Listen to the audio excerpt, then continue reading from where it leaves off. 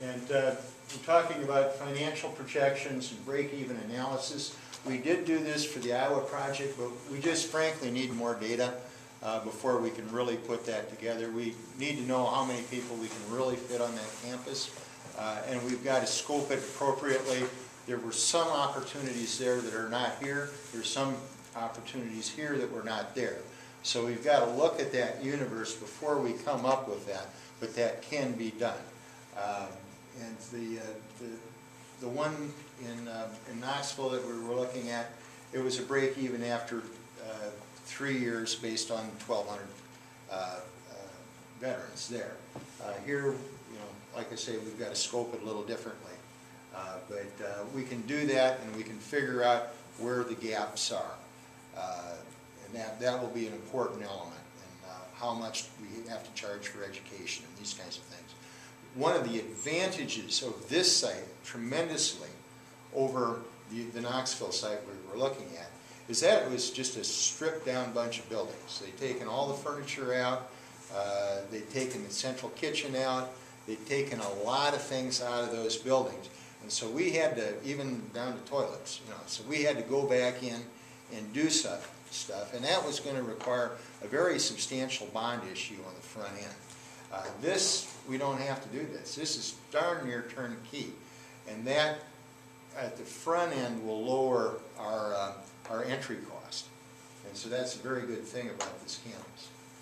Funding sources, like I say, this USDA Rural Development, I say out year on here, but it doesn't need to be. The important thing on this guaranteed loans is I think it's 20% down, and it's a guaranteed loan with the bank. So if we can get the down payment, we could possibly work with the receiver, but we'd have to get that relationship worked out and identified and see if it was doable. Homeless capital grants, I talked about that, $26 million. Reserve and Guard, there's HUD grants that are out there, and I don't know where we'd use them, possibly on family veteran housing, because the one thing I smell on this is that we're going to need more housing than you got. Everything else looks perfect, but I think that might be an area we'll have to look at. And of course, the Dana alumni, if we can get them involved. They were very generous. Vicki did some research, and we'd identified from, I think it was 2002 to 2007, they had 71 or 72 grants and gifts that were over $10,000.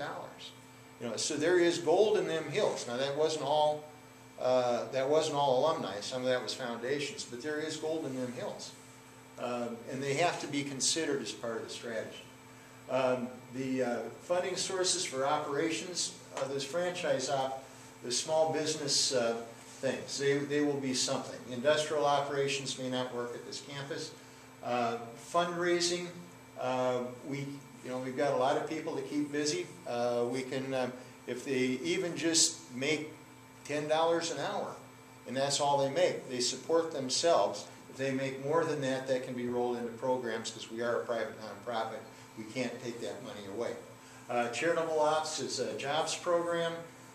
Ramp up using those VISTA volunteers, the contributions. The big question mark there is collateralized loan. And there is Obama just yesterday or today announced a new jobs for vets program for unemployed people. We want to look at that. And that may be another source of operations cash. So there's a lot of stuff out there if you just kind of dig on it. But each one requires quite a bit of work to get there, but there is money. Now, we did get a big, Vicki mentioned this, David Lynch Foundation. They pledged $650,000 a year for meditation therapy. That's a nice chunk of operations cash. Now, they would be controlling that, but still that is a substantial resource. Talk about the USDA, I've talked about the VISTA volunteers, and we did have a pro bono bond counsel.